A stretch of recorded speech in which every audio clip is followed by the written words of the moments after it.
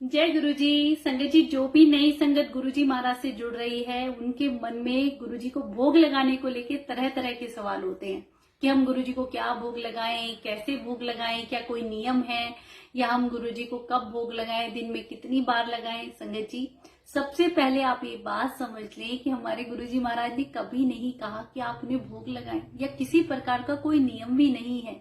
आप जब भी खाना बनाते हैं या आप जब भी खाते हैं, बस भाव से गुरुजी को याद कर लें तो भी गुरुजी भोग स्वीकार कर लेते हैं। संगत जी, बस हमारा भाव होना चाहिए।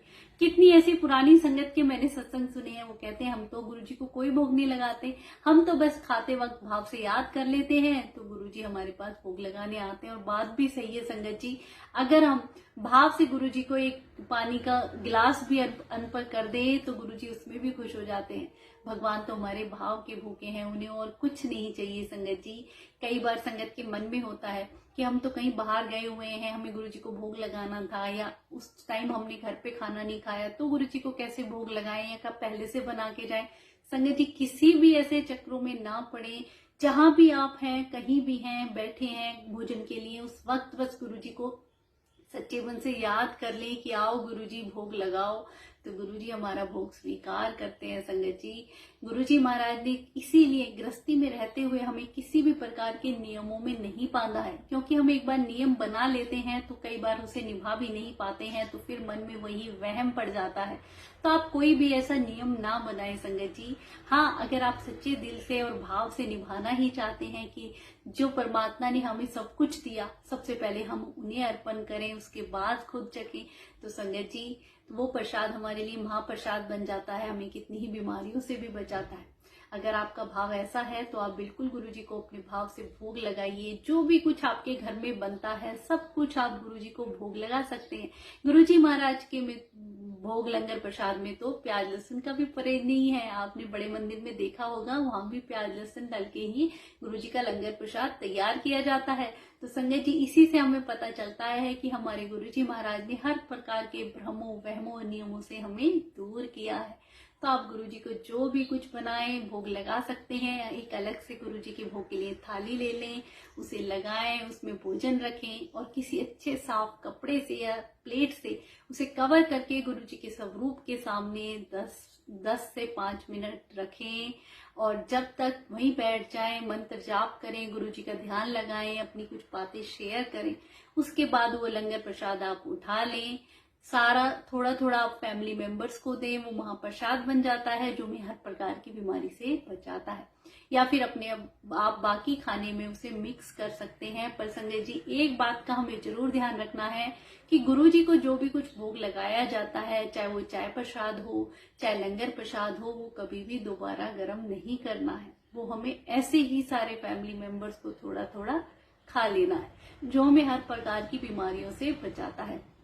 कई ऐसी संगत है संगत जी जो बड़े मंदिर भी नहीं जा सकती है, वहां का लंगर उन्हें नहीं मिल पाता है या उनके घर के आसपास कभी गुरुजी के सत्संग भी नहीं होते हैं, तो घर में ही ऐसे ही चाय प्रसाद, लंगर प्रसाद, जल प्रसाद तैयार करके अपने सारे फैमिली मेंबर्स को खिला सकते हैं। गुरुजी को भोग लगाने के बाद वो अमृत प्रसाद हमें हर प्रकार की बीमारी और कितनी ही ऐसी परेशानियों से मुक्ति दिला सकता है। संगत जी, गुरुजी को लगाया हुआ भोग महाप्रसाद अमृत प्रसाद बन जाता है, क्योंकि गुरुजी उसमें अपनी ब्लेसिंग डालते हैं जो संगत को ब्लेस करते हैं।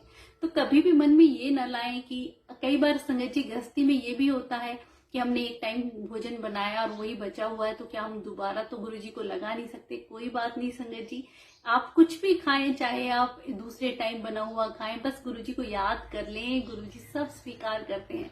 गुरुजी ने तो हमें भगवान से प्यार करना सिखाया है, डरना नहीं। डर की वजह से कि हम आज भोग लगाना है या कोई ऐसी फॉर्मेलिटी करें, नहीं संगत जी।